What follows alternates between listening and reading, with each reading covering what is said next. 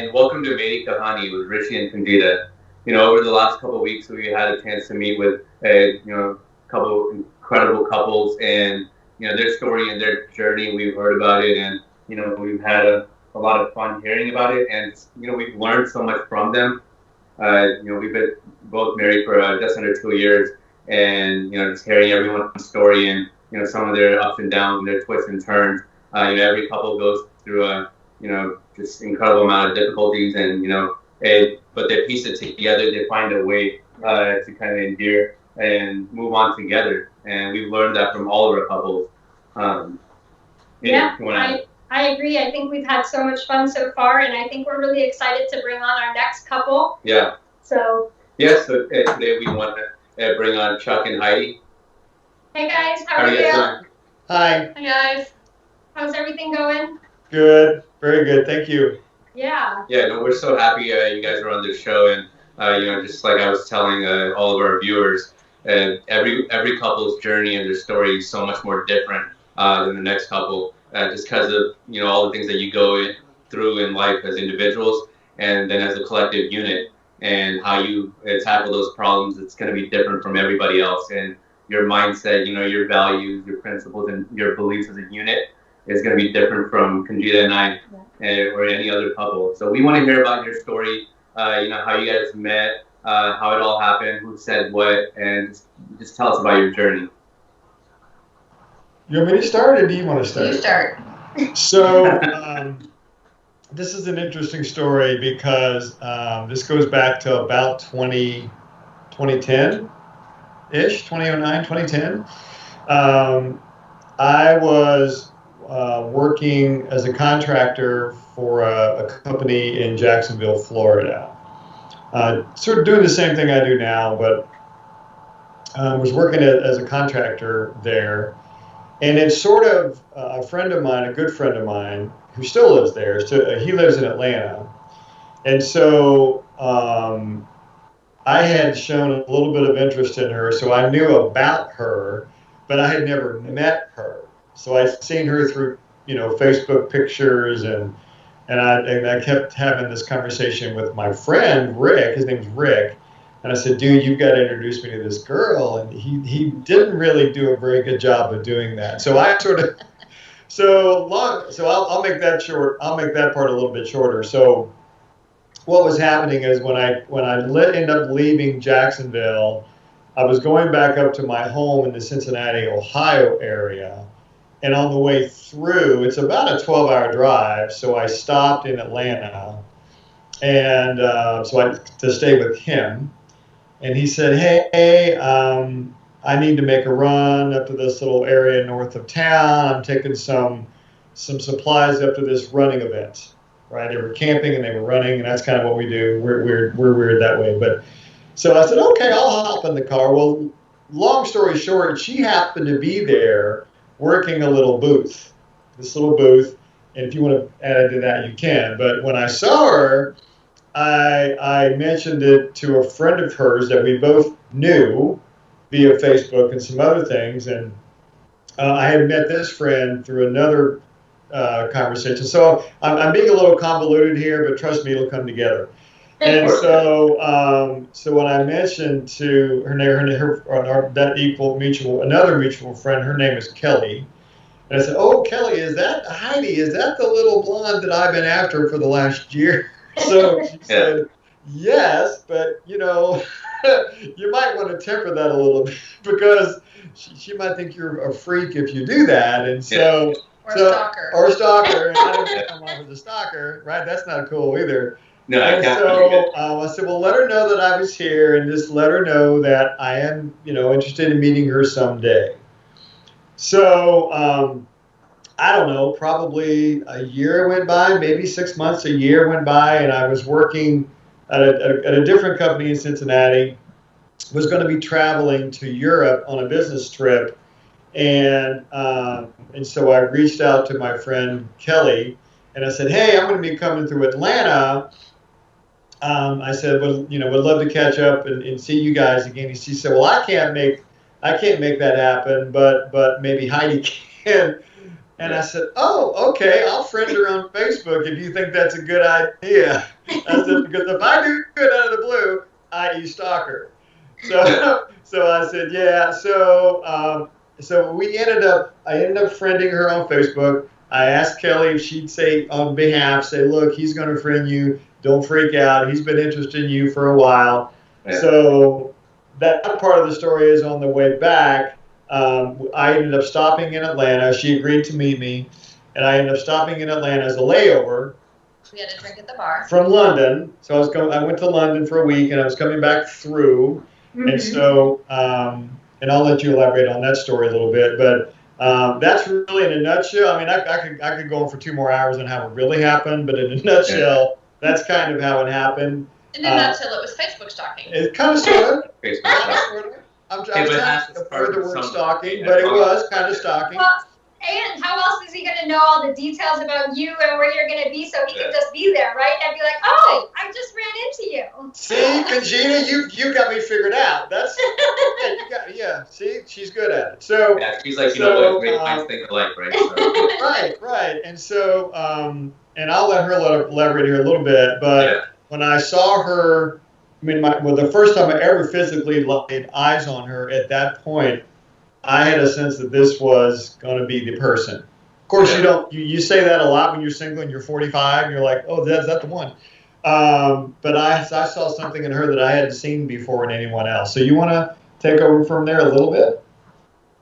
Just sort of the same thing. Like, we met at the airport for a drink, and I was like, well, if it doesn't work, it's just a drink. I didn't have to kick him out of my house or go see him in Cincinnati, and actually keep a good distance, time to get to know each other over the phone, I think, which was really nice. Yeah. So we have to meet, then get to know each other.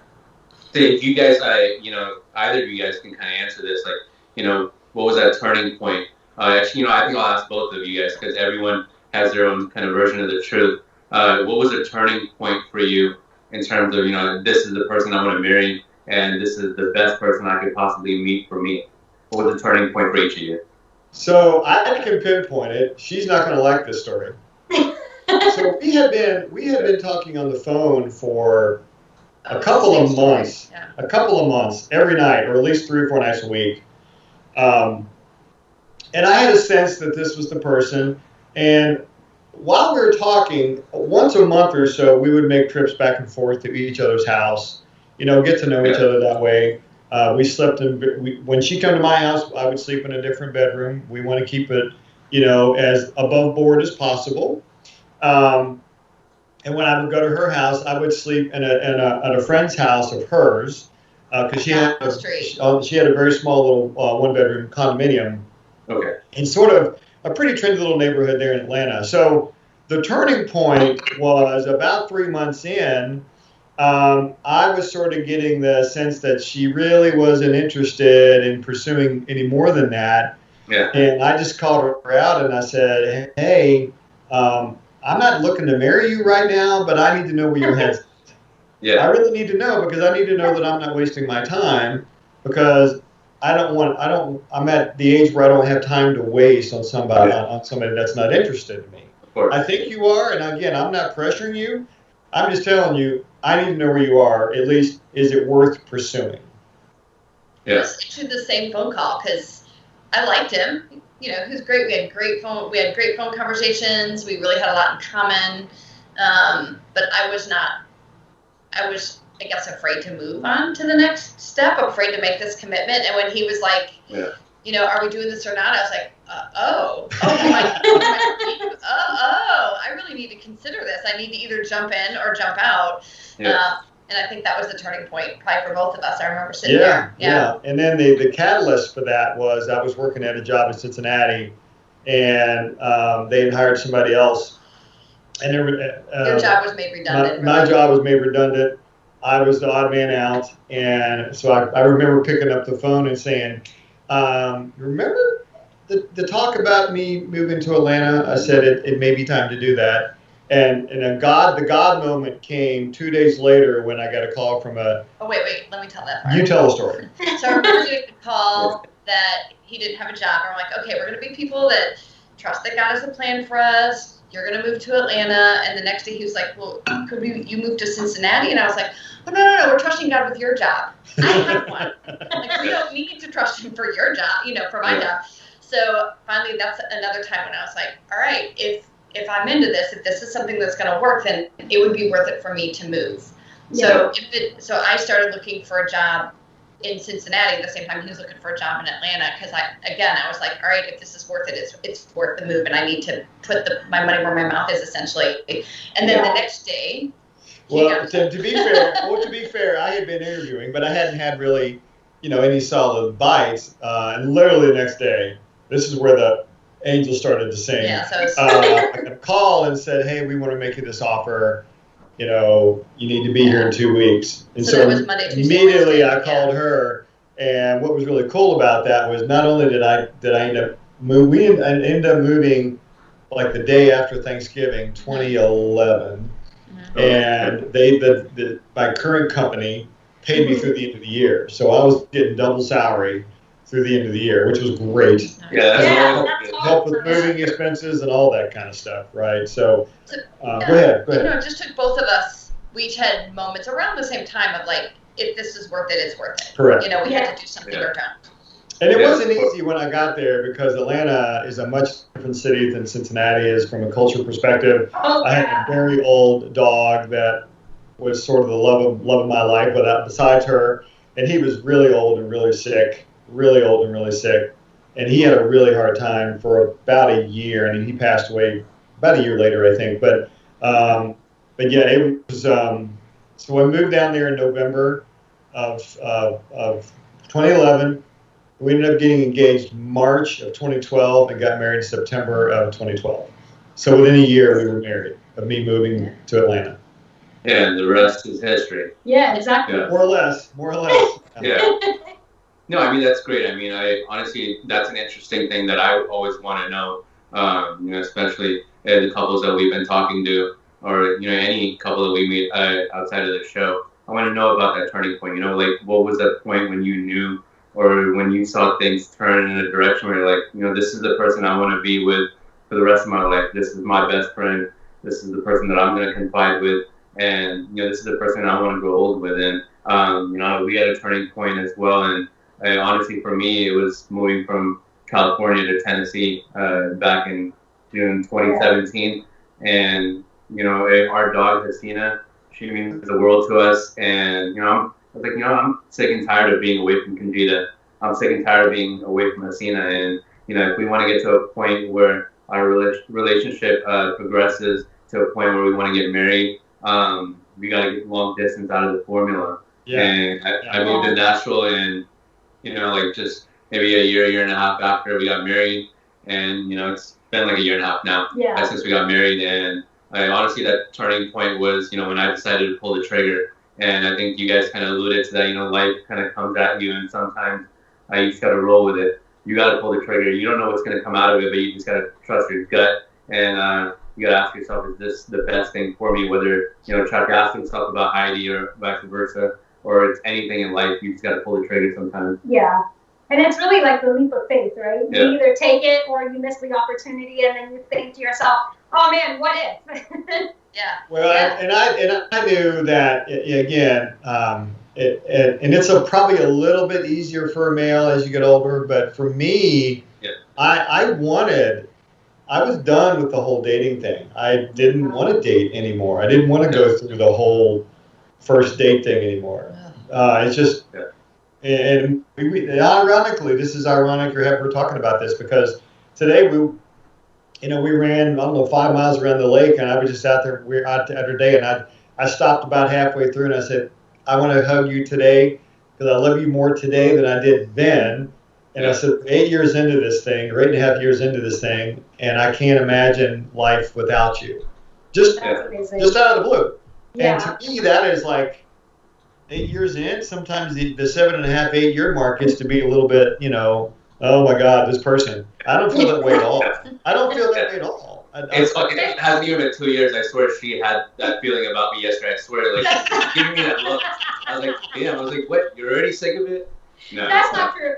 There's always times where he'll give me that look, or I'll give him that look, and then we look at each other like a couple hours later, and we're like, I think we can deal with it for a little bit longer. I think this is going to be fine. Yeah, I mean, trust me, we have our challenges. And it's usually me. I'm a pain in the butt for sure. But for the most part, I wouldn't change. I wouldn't change anything. Yeah. No, I mean, go ahead. I was gonna say, I had a friend when we got married who was older, who was like, I just can't imagine waking up to the same person every single day. Like they're still in my house and they didn't go home. And I was like, I think that's one of the ways that I knew you were the right person, is because I wasn't ready for you to leave. You know, like there was never a time when I was like, aren't you going soon? No, honestly, that's such a good point. Go ahead, Chuck. Go ahead. Well, I was just going to say, when we would travel back and forth to each other, you know, I would go down there on a Thursday night and work Friday and stay Saturday and then leave on Sunday, you know, mid-morning or something. It was really hard. Really, not only the drive was hard, but leaving was hard. Yeah. And that's where I got to the point of, I don't want to make this drive anymore. And it's not that the drive, and again, the drive is hard, but it's more the leaving part. I don't want to leave your face. I don't want to leave your being. I want to be around your being. I want to be your person. And so we say that to each other all the time now. I love being your person. Yeah. And that's a big deal. And I'm sure you guys probably have the same sort of relationship, right? So, it definitely is a big deal. I mean, for me, Ali, you know, I always tell everyone, I was like, when he's not home, or if I'm traveling, or if he's traveling, it almost feels like there's some type of void, like there's something missing. So I think, you know, like that friendship, that bond that you end up creating with that person, and it almost is almost like a driving factor, right? It like connects you and it like pulls you in, and without having that feeling or without having that drive, it's almost like anything that you do is just, you're doing it, but you're not having fun with it, or you're not having some type of you know, experience through it. So I think that's something that, you know, we definitely relate with. Very well said, Kunjita. Very well said. Yeah. Exactly. And like, you know, just kind of Heidi was mentioning, and just the idea of, you know, man, I want this person to stick around. I want to wake up next to this person, and you know, this is the person I want to go to that restaurant to. Yeah. This is the person I want to go see that movie with. And you know, if no one is in any of those activities, it doesn't matter as long as you're there. Exactly. And I think about it, you know, I'm a big sports guy, and you know, tomorrow's the Super Bowl, and you know, it might be Tom Brady's last game. Who knows? And you know, the Kansas City Chiefs, you know, Tampa Bay Buccaneers. It's gonna be a great game. I can't wait to wake up in the morning. You know, my two girls are here. You know, my wife and my dog Christina. And I was like, you know, I couldn't ask for more. I was like, these are my football buddies. You know, exactly. I was like, these are my football buddies, and you know, I wouldn't trade them for the world, and I wouldn't want anyone else here. I think I have it pretty good. Well, I don't know. Again, I don't want to belabor it and get all mushy and good overkill here, but I'll tell you, she travels a decent amount for her work, and when she's gone for 10 days. Yeah. And sometimes I'll go with her. Sometimes I'll go for the last 2 or 3 days, and we'll go depending on how much of a fun area she's in. Yeah. But she was gone to North Carolina a few weeks ago, which I had no interest in. And the first day or two, you're like, yeah, I'm a bachelor again. I've got my dog, I'm a bachelor, and I could, you know, sit back and, you know, wear really raggedy clothes and, you know, belch and stuff you know, but a guy. But after about the third day, I'm like, man, I don't like this single thing. And this is why I got married. You know, I got married so I didn't have to deal with this anymore. Of course. Exactly. No, I don't know if you feel that way or not, but when she's gone more than 3 days, man, I am really like, oh man, I don't like this feeling at all. Yeah. No, I completely get it. I mean, you want that person to always be there and be around you. But you know, I mean, that's such an incredible story. But we want to ask you guys, you know, some fun questions and you know, get to know you guys a little bit better. Okay. Yeah. You want to go ahead and start off? So what would you say is Heidi's greatest talent? Oh my God, that's easy. She can multitask better than anybody I have ever met in my life. Ever. And she reads lots of books, but multitasking. That woman, this girl she can do. Kunjita, you're good at your job. I know you are. I can't multitask like. Oh, it must be a female thing because I can't to save me. She's really. Would you say that's I true? guess. I don't know. Oh, trust me, she's good at it. Yeah. Take my word. I guess for us, maybe, and I don't know how you you can probably elaborate, but I think for us women, it's one of those wiring things. It's like we have like one thing on our mind, but then we have to finish something else, and then we plan on what we're gonna do after we finish those two things, and then we have to think about, okay, well, what did I do before that? Make sure I didn't mess that up because I still have the other three things to do. You know what the analogy is. Windows on the computer. Windows. You have like 14 windows I open? have a lot of tabs open at one time. Yeah. Me, I've got one. Yeah, no, I'm exactly like Heidi. I have like 15 windows open. My control window button's always pushing. I'm always going through 50 different screens. I mean, yeah. I mean, you're alone on this. I can't agree with that. Like, I need to give my undivided attention, and if there's too many things at once, I was like, oh my god, I can't take it. What do I do? Dude, Yeah. you and I are the same person. I can't. I don't know how they do that. Yeah. I have to shut one window down and open up another. It's Yeah. true. Or have two screens. If I've got two screens, I can sort of keep up. Yeah. But more than two screens. Yeah, sometimes she'll get smart with me, and it's like, why can't you multitask like me? I was like, I'm sorry, I'm not as good of a person as you. I'm sorry, I can't do everything. How does that go over? It never goes well when you give those type Fair of. enough.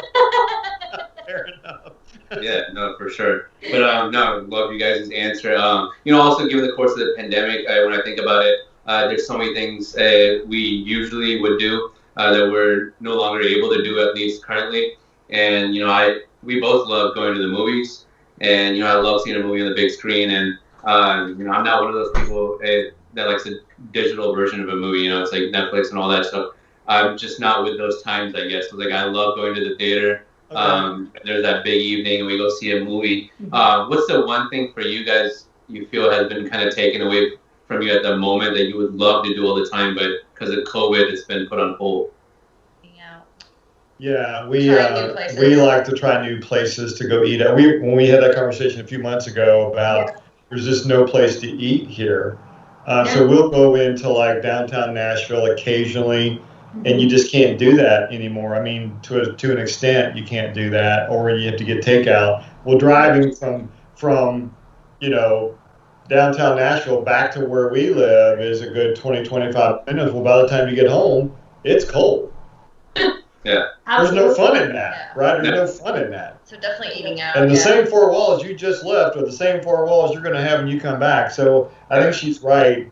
The eating out part, the trying new places part, travel is definitely a thing, right? Yeah. So I think if we had to pick something, throw a dart at a target, that's probably it. Yeah. Yeah, I think I would completely agree with that. Oh yeah, absolutely. I mean, I think we love to eat and we love to try different places and go to different restaurants, and I think that's one of our biggest misses of today, and then traveling as well. Like, you can't go to different cities. Like, we haven't gone on our honeymoon yet. We were supposed to go last year, but because of COVID-19. You guys still haven't gone? You guys still haven't gone on that? Really? No, I mean, because we were supposed to go last year and at some point. But, guys. Yeah. Yeah, I mean. It's wow. I remember you telling me that. Wow. Yeah. Okay. Yeah, our honeymoon thus far has been in our house in Nolensville.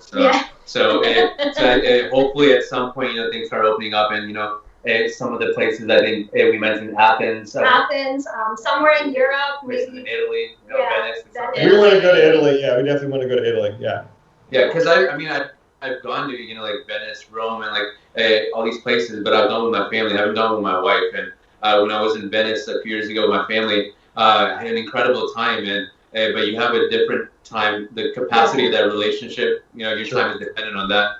So my wife, I want to go on that gondola ride in Venice. When it's mid-season, December time, exactly. I want to sit in that cafe in Venice, eating some gelato with my wife, and because I feel like that's gonna be the most romantic thing I'm gonna do with the best person in my life. That's great, man. I love that. I like that. That's respect. I like that. That's good. Yeah. So once COVID is over, I mean, we're taking the first flight out. Yeah. Good for you. Good for you. Yeah. Yeah, we'll figure out where, but we'll take the first flight It out. might end up being like a world tour because it might be so deprived. Yeah. Yeah. So a question for the both of you. If you could meet a band, whether it be a past or a present, which band would that be? That's a good question. A band, like a rock band. Any band. Any band. Any artist. Any artist. Yeah.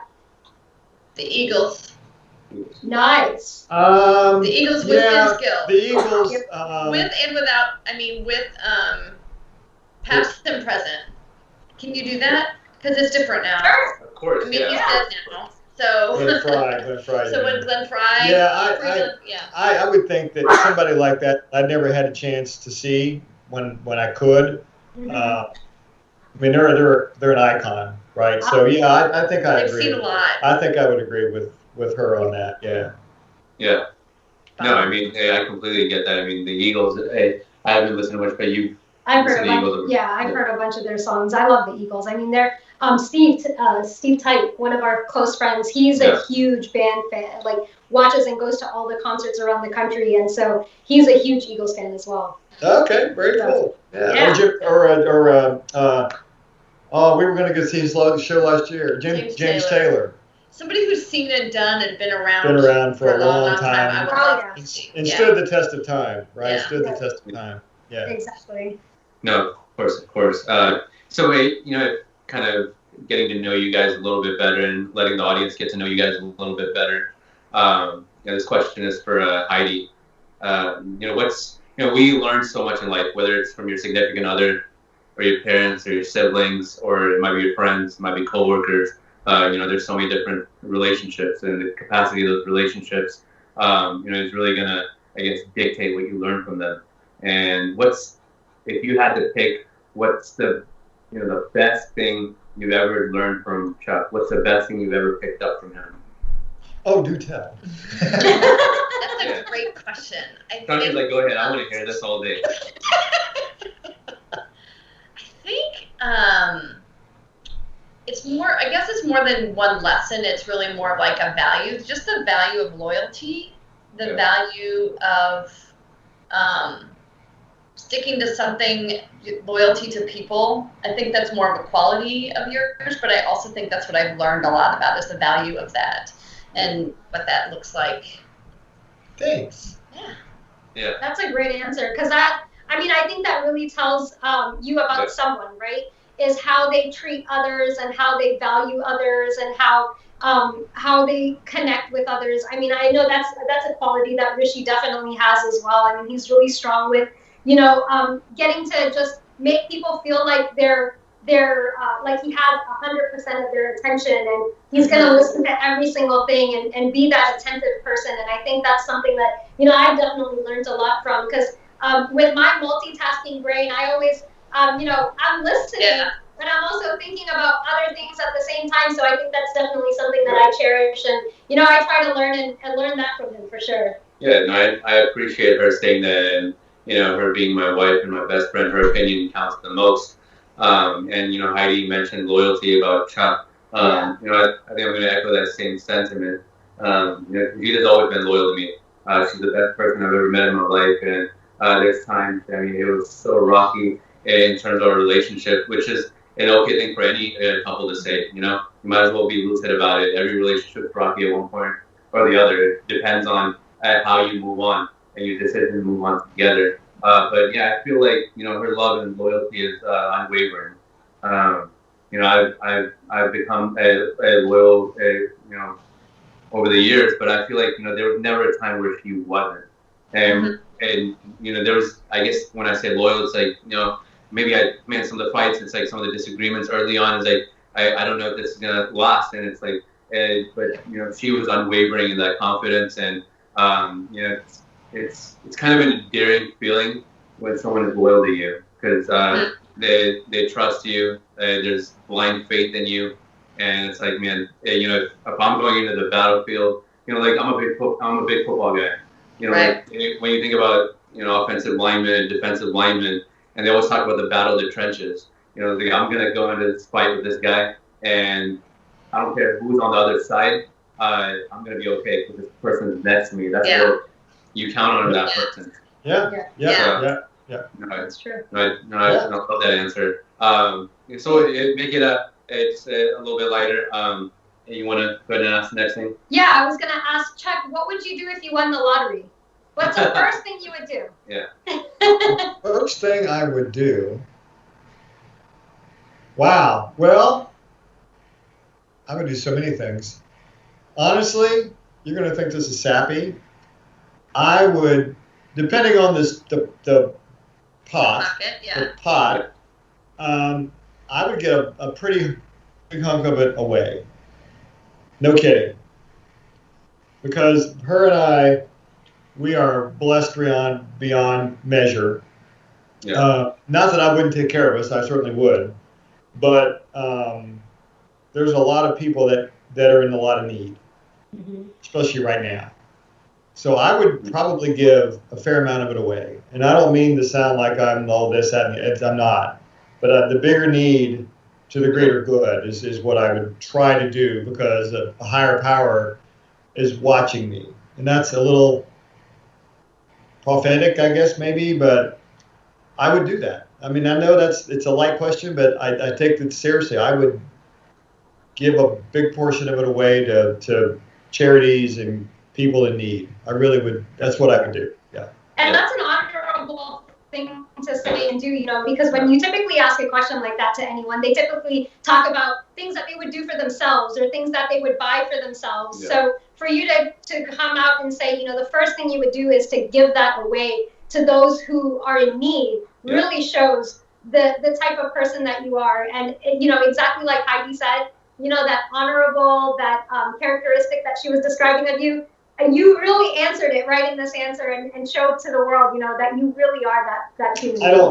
Conjita, I don't know how to do life any other way. I mean, I don't know how to do life any other way. Again, I would take care of us. I would make sure that, you know, all of our we don't have a lot of debt to begin with, but whatever we have, I might buy a little bit of a bigger house, but it's just us two.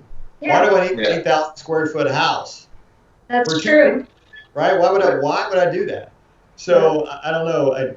Again, I don't want to get all mushy, but really, that's what I would do. I'm being serious about that. It's totally what I would do. No, if it was 50, you know, if I won $1 million, okay, I'd give, you know, let's use $1 million as a benchmark. All right, I'd keep $300,000 of it to further our retirement, and then the rest of it. It's fun to give money away. It's fun to me. It's more fun than it is to keep it all. No, and that answer is honestly such a genuine answer, because you want to serve yourself, so you serve yourself with the 300,000 and the 700,000, the larger chunk. That says something about you. You're willing to give the larger chunk away, like you mentioned, you know, the greater good. And I think Kunjita is very similar to you. You know, she's got so many things, and we already talked about multitasking. So she's really good at that. You know, between everything in life and, you know, the headache of dealing with me every single day, she still finds the time and the energy to give back to Noah's Ark Society, you know, a nonprofit that she's heavily devoted to. And you tell them about Peter Pan, that story. Yeah, she'll mention it to you guys later. But, you know, her contribution to Noah's Ark Society, you know, it's unrelenting, and it's, you know, it's constant, and like you mentioned, you know, the greater good. You know, she works with the founder of Noah's, Lori Elam, and, you know, in terms of rescuing animals, whether it's dogs, cats, and she'll mention more, you know, and it's such a good deed. And yeah, sure, it takes time and energy from you, but she's willing to give that time and energy because she knows the impact that it's going to have on, you know, some animals. They're just kind of, some dogs are left on the side of the highway. Absolutely.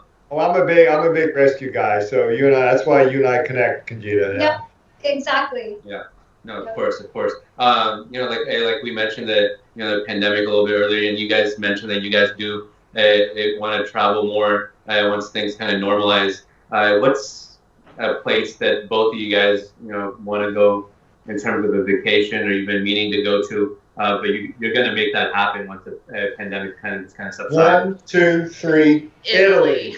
Nice. Where in Italy? All over Tuscany. All over, really. Tuscany, Rome. Those are the big ones. Those are the big ones. Looking at Florence. Florence. Yeah. Peninsula, Bring back some really, really good wine from the south of Italy or whatever. Yeah. No, we just got a cooking class where a chef from Rome we'll do virtual cooking classes with you if you're looking. And we're happy to share that link with you if you like it. Yeah. Absolutely. Next couple of weeks, we're gonna do that. I think. Yeah. Oh, that would be so much fun. No, and that's such a great answer. And I remember I was mentioning a few years back because I had mentioned for our honeymoon we might want to go to Venice and all that, but I went with my family a few years back, and it was an incredible experience. And we were able to go to some of the greatest cities in the world, but what are considered some of the greatest cities. Yeah. Rome, Paris, London, Milan, Zurich, you name it. And we went there over the course of 2 weeks. And I remember this kind of distinct scene in Florence. And my dad and myself, we were walking down this streetway, and it's pretty quiet. And it's just beautiful. It's breathtaking. And my mom and my brother were kind of like a couple hundred feet back. They were having their conversation. And I was up with my dad a couple hundred feet ahead, and he mentioned, I can't believe we're in Florence. I looked at my dad, I was like, we're here because of you. I was like, you brought us here. Everything my dad did over the course of his life, brought us to that moment where we're walking in Florence. And I was appreciative of that moment. Yeah. And you guys will love it when you go. Florence was amazing. And that's where they had the statue of, David and Goliath. Oh, that's great. Not David and Goliath. The Michelangelo statue, Statue of David? Yeah. Statue of David, yeah. So, Florence and then Venice, going on the gondola ride. I mean, you guys will love all that. And you guys are such foodies. And I think Venice, you guys will love Venice. Really? Really? You like the food there? It's incredible. Just the whole experience of it. The whole experience, I remember my mom always mentioned that trip, and she talks about Rome. And she's like, the best pizza I ever had in my life was in Rome. Really? I was like, yeah, that makes sense, right? Rome, Italy. Okay. So, make sure Rome. Make sure Rome is on your list. Make sure Florence is on your list. Make sure Venice is on your list. Venice is, and when you plan this trip, my recommendation: try to do it like around December time. It's cooler, it's colder, especially Venice when you're taking that gondola ride. It's like mid-December. It's misty, it's foggy, it's cold. Nothing's gonna get more romantic than that. All right. I like it. Thank you. Yeah, I like it. That's great. No, of course. It's one thing that kind of sticks in my head about Venice is the gondola ride, the gondolier that's steering the gondola. I've seen photos of it, but yeah. Exactly. It's like he's saying, while he's kind of steering, and he made that experience incredible. And both of you guys share this experience together. It's going to be hard to replace that. Yeah. I'm excited now. Yeah. I sold you guys on it. Yeah. You did. You did. Thank you, man. Appreciate it. Yeah, of course. But if you want to ask the next question. Yeah, this question is for Heidi. What is Chuck's favorite holiday? Thanksgiving. It's true. Thanksgiving, yeah. It's true. What about Thanksgiving? You want me to answer it, or do you want her to answer it? Both. I'd love to hear both of you. I think, and as much as I love Christmas, I do. Christmas is great. Yeah. But I think the reason I like Thanksgiving primarily is because I'm able to give thanks back to the one who's provided me or us with a wonderful life. Mm-hmm. And not everybody has that ability. The whole world doesn't celebrate Thanksgiving. For me, it's about being blessed because I grew up with not much, and I've gotten so many blessings from meeting people like Kunjita and yourself. Yeah. But not only that, just I never go to bed hungry. I never wake up, in a cold, hard, so. For me, I wrap all that, again, I'm getting sappy here, but I wrap all that up into Thursday, Friday, Saturday, Sunday as just this big plethora of goodness that, again, Christmas is fine and there are other holidays that are great, but I take that approach of it, and I probably didn't feel that way 10 years ago. Yeah. Right? I probably didn't feel that way 10 years ago, but now when I look back and go, man, I'm in my 50s and I'm blessed beyond measure. And I look at that as just the best holiday because you get a chance to sit back and take in all the blessings that you really do have. Absolutely. Truthfully. Oh, definitely. Yeah. Heidi, you feel the same about Thanksgiving? I do like Thanksgiving. Christmas is actually my family's big holiday, though, and for me, that's all, like the family and the tradition, and we all get together, and just so I probably like Christmas more, which works out well because Thanksgiving's his and Christmas is. And we go to her. We go to my family for Christmas because Thanksgiving is. And I like Christmas again, but yeah, she's definitely Christmas, yeah, for sure. Yeah. I'm looking at 700 pounds here. No, honestly, like if you think about, whether it's Christmas or it's Thanksgiving, I mean, the common thread there is family, good food, good drinks, and just good time. Oh yeah. Oh yeah. Good drinks. You're like, Chuck, now you're talking my language, Rishi. Yeah. Yeah, exactly. But yeah, good times. So both of those, Christmas and Thanksgiving, I mean, they're special to me because you get all of those things that matter. Right. So actually, when we move on to the next round, this is a perfect segue. I would call it kind of like would you rather. So let's say this Christmas that's coming up, and you have to decide going over to either Heidi's family for Christmas or Chuck's family for Christmas. So this question is for Chuck. Would you rather go to your family's place for Christmas or Heidi's? Oh, it's Heidi's because because my family is so spread out. Yeah. My father is passed on, and my mother she lives pretty far away down in Florida, and we don't really get together. We never really have since I've been any semblance of an adult. Yeah. So, but her family does it upright. They really do it upright. So, and in fact, it's a little Christmas overload. After about day 3, I'm a little overloaded. But they really do it upright. So, no question. Her family is much more Christmas oriented, which is great. We have a good time. Yeah. Yeah. No, go ahead. No, I completely agree. I mean, I think for us, Christmas, we haven't really had a chance to actually go and visit family so much during Christmas because after we got married, COVID hit. So we've just been FaceTiming with family and things like that for the holidays. But I think just having family together for Christmas, I think, is just one of the most, it just makes Christmas, right? That and snow.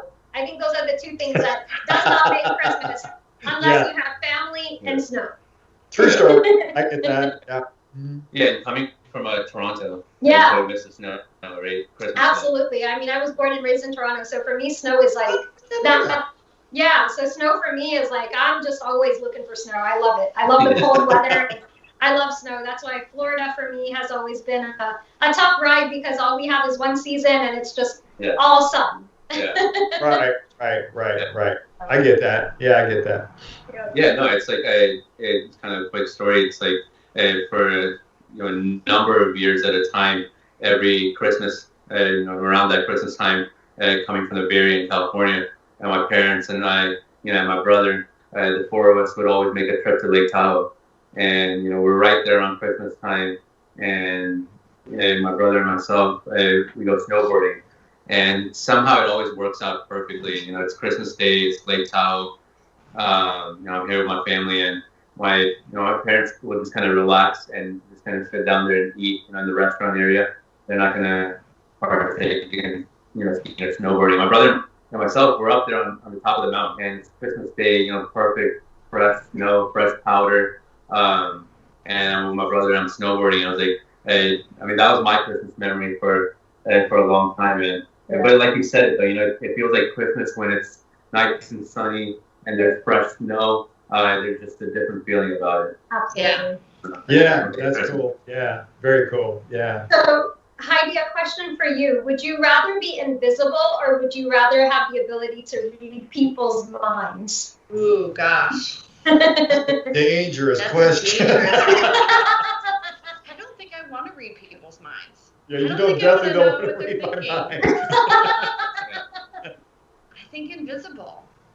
Yeah, I agree. I think trying to read people's minds would just be scary and probably a little overwhelming because it's their mind. They're just going to wander and they're going to think whatever. And so I think just trying to understand all of that would be heavy overload for me. So I agree with you. Definitely being invisible would be a lot better. Yeah. It'd be more relaxing.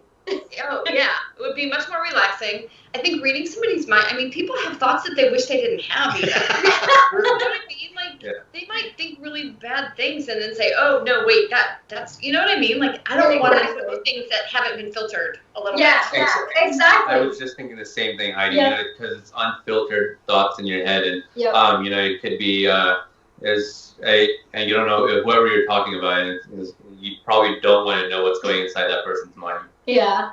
So, you know, that could be a dangerous thing. Yep. But, you know, I just wanted to thank you guys. You know, I've had an incredible time getting to know you guys and, you know, just getting to know more about your journey and just about your story. And, you know, like I mentioned in the beginning of the show, everyone's story is different. And, you know, your guys' story is incredible. And, you know, Chuck alluded to it in the beginning in Georgia, right? I think it was just yesterday or today, you hugged Heidi, right? And you were by the lake. And, and you know, honestly, like you said, you know, 8 years into the relationship, you're doing that. And it's like, and you genuinely, like, this is what I want to do in this moment. So that says something about your relationship and how you guys feel about each other. We are very much, we're still kids, you know, when it comes to that kind of stuff. We're very giddy still at times. But thank you. It's been a pleasure. It's always been a pleasure speaking with you guys, and even more so today. So thank you for sharing your story as well. We appreciate it. Of course. And if you want to add something. Yeah, and just for the viewers, if you want to share, you know, something special about you guys and your connection, because we will open up the voting lines for people to vote for their favorite couple, February 11th through the 13th. So if you want to share, you know, the last words of, you know, why you want them to vote for them and what's special about you guys. You go, because you're better at this than me. I think our story, it was funny when we got married, my friends, because I was in my 40s and had been single the whole time, and all my single friends were like, it's the wedding of hope. because there's somebody out there, and I think getting married when we're older and enjoying all these things and still enjoying all of it is, there's somebody out there for everybody, and not in a sappy way, well, maybe, but because we're all better with somebody else. You know, we're better together, and I think that's sort of what I feel like we symbolize is the wrong word, but yeah, I think it's hopeful to know that we're better together and there's people out there. No, of course, and it's like I completely understand that. And it's like, you know, I had so many shortcomings, and that I feel that I was able to work on just because she's next to me. And, you know, I feel like her goodness kind of brings the goodness out of me. And, you know, it makes me want to work on some of my shortcomings. And I feel like we both kind of do that for each other. Yeah. It makes us stronger as a unit. Yeah. So, well, and I guess the one thing I would say, and this is so sappy, you guys, just we love sappy. Yeah, we do. So one of my favorite movies is Jerry Maguire. Yeah. So if you remember the line from the movie, you complete me. This one completes all the crap and all the stuff that I went through that I was looking for, that she tied, she's the bow on all the unwrapped packages. Yeah. Okay? So she completes all that stuff. So when I say she completes me, it's the God's honest truth. And she might not be that bow for somebody else. And I'm definitely not the bow for somebody else. But I think together, no, of course. Both in each other's packages. And it's good. And that's what they define as match made in heaven, right? It's the perfect blend of the two individuals. And you go through your life, there's so many people out there that are still looking for their love or waiting for their loved one, you know, for them to be married and for them to look for something. There's no age to it either. You know, you can find them when you're young, you can find them when you're in the mid years of your life, or you can find them later on. There's no age. And I think that's the beauty of, you know, just the interaction and the word of love, because you can find it at any point at any given time. And it's about how that person and that individual makes you feel. So I think for that, you know, absolutely, you know, for all the viewers, I think that's a huge message to all of us and all the viewers as well. And I think, you know, your guys' relationship really does symbolize that. Never give. My 3 words are never give up. Never give up. Yeah, no, definitely. especially as a couple, but when you have that person next to you, there's no reason to ever give up. Never give up. Yeah. So with that, the viewers, I hope you guys, make sure you guys vote. If you want to vote for Heidi and for Chuck, it's going to be available February 11th through the 13th on www.mydreamtvusa.com. So don't forget to vote. Please, please vote for your favorite couple. And before we wrap up today, I do want to share with you all the story of Noah's Ark Society, which is a very close, near and dear rescue to our hearts. This year, Noah's Ark Society is working on, clearing out the shelters and making sure that every animal in the shelter has a place to go, whether it be a foster or whether it be to a forever home. But the key thing is to get them out, to clear out the shelter so more animals and more pets can go in there for the time being. So, we always have different stories and different ways of helping. You can help by either sharing posts, by liking them, by donating, whatever it is that you feel is the best for you. Go on and do it. And if there's other organizations out there that you do feel strongly about, we definitely encourage everyone to have some type of connection with some type of charity event or charity organization, because that's what this whole community is about, right? Is helping others, exactly like Chuck mentioned today. It's about the feeling that you get when you help another individual. Yeah. So with Noah's Ark Society, we predominantly help animals. We range our hands and open up our hands to all animals, from snakes to dogs to cats to birds to horses, anything, pigs. Yeah. So if you want to follow us, if you want to learn more about Noah's Ark Society, go to www.noahsarksociety.org.